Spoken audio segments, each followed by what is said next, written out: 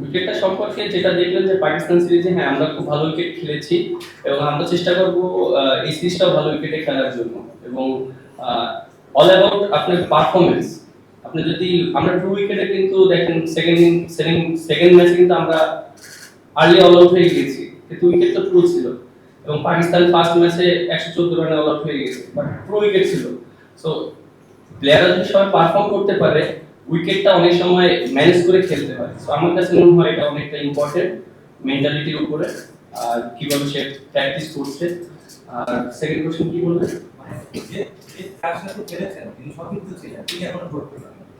না অবশ্যই আমার কাছে মনে হয় যে যেহেতু আমরা একসাথে ক্রিকেট খেলেছি এবং তিনি আমাদের সম্পর্কে আরো বেশি ভালো জানবেন রিসেন্টলি কি আমাদের আমাদের কি চাহিদা আছে এবং আমরা কিভাবে পছন্দ করি। যেহেতু রিসেন্টলি খেলা ছেড়েছেন, এটা প্লেয়ারদের জন্য একটা পজিটিভ দিক।